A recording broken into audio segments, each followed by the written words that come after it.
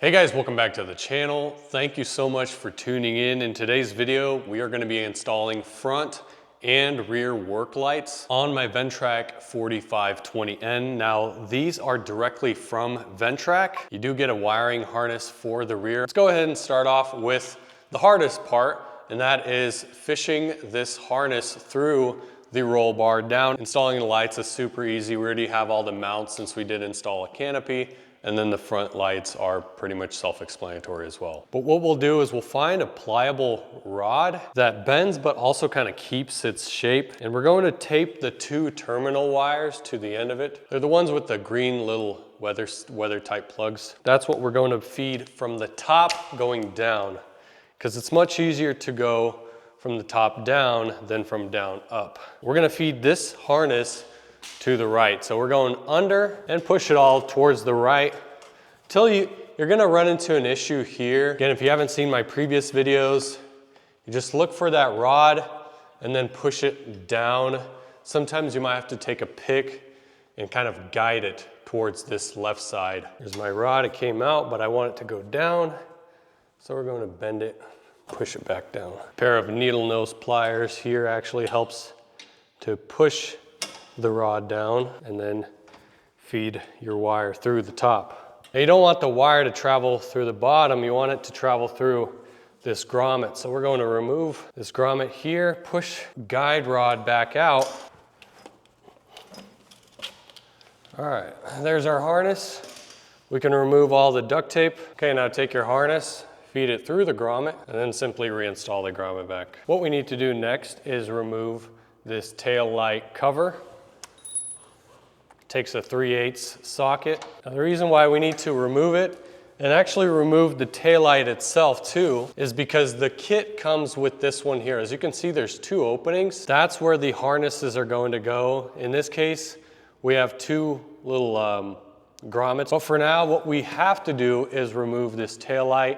You'll need a 5/16 socket and a Phillips head. Take the initial plate off, put the new plate on, and put the tail light back on. All right, before we install the tail light cover, what I would recommend is you install this connector here. Now, they're clearly labeled A and B right on this back side here. You can only install these two ways, but only one way, which is the correct way, is going to give you an audible click. So let me try to see if the mic will pick up this click. Heard that one. Now for the black wire going into A. Heard that one as well. Now you have this like retainer. Do one side at a time or two, just depending on how it goes, and boom, you have your connection ready. Now we'll feed our USB first, since it's on the left side, and then we'll fish that out later. But this harness with this connector is gonna stay in this compartment here. Install our 3/8 screws that hold this taillight cover back into place. And see, already that's a much cleaner look than if we had wires traveling across the taillight into this opening. We don't want that. Before you install any fuses or anything, we're dealing with electricity. Be safe, take your ignition key out of the ignition, and also make sure your negative battery cable is disconnected. Next, we're gonna take this panel off here. I'll show you on my phone real quick what we're going to connect. So here's the cable we ran for our work light.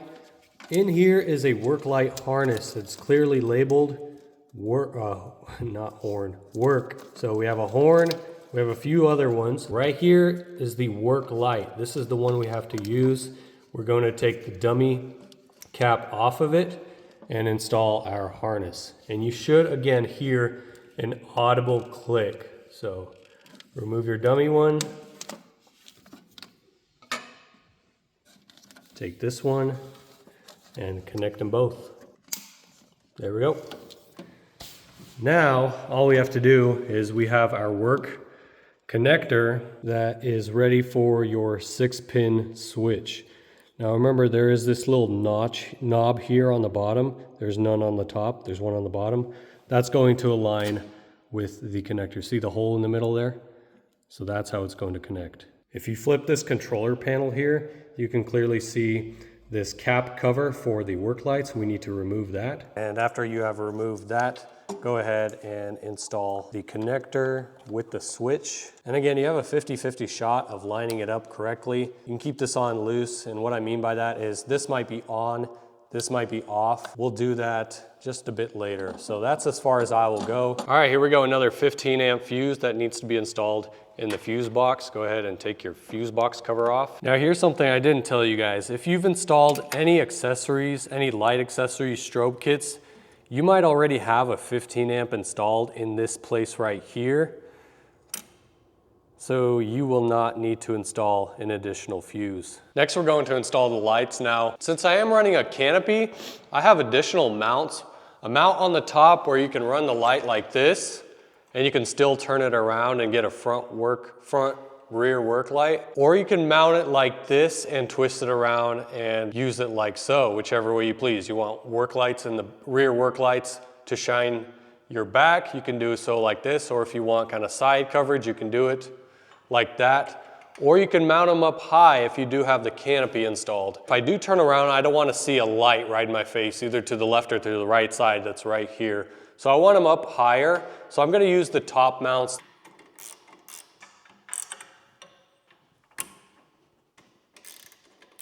If you have a canopy and you got the front work light kit, obviously proceed to follow these steps right here. We're going to install one and the other. All right, after you install the work lights, you want to install the harness. You're going to use these two connectors to connect both of your work lights. And then we're going to run the harness to our left this way, using clips to secure it to these rails on the canopy. We have these clamps here, again, provided in the kit.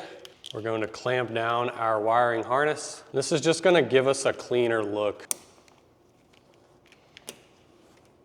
Also in the kit provided is this rubber clamp. We'll have to utilize this back bolt on the frame to kind of hold the wire in place.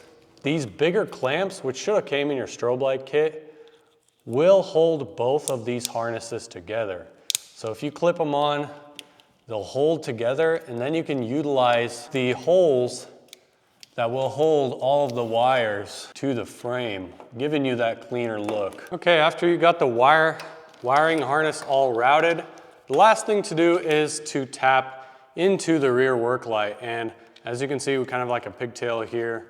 We're going to remove the rear work light, plug it into the tap, and then plug this end into the light. And now we have essentially tapped our front work lights to our rear ones. They're going to be working off of one switch. And last but not least, we have plenty of zip ties to kind of secure these wires onto the frame rails. And again, just kind of give ourselves a much cleaner look. Now let's test everything together. In order to do that, we need to reinstall our negative battery cable. Ignition key in, and now our 50-50 shot. Did we get the rocker switch on the right way? Let's see. Okay, so we're gonna turn off our strobes. Front lights work. Both rear lights work. Good to go. Let me stop blinding you guys. Now we can take this connector, push it down until you hear an audible click. That's how you know it's seated correctly. And don't forget about your panel screws. And that is how you install front and rear work lights on your Ventrac 4520n. Now I will have an instruction manual at the end of this video, page by page. You can look through it yourself, find all the specs, part numbers, so on and so forth. Hope you enjoyed that quick and easy install. If you have any questions at all, please feel free to leave your questions in the comments down below and I'll get to them as quick as possible. Thank you so much, take care, God bless you, and we'll see you in the next one.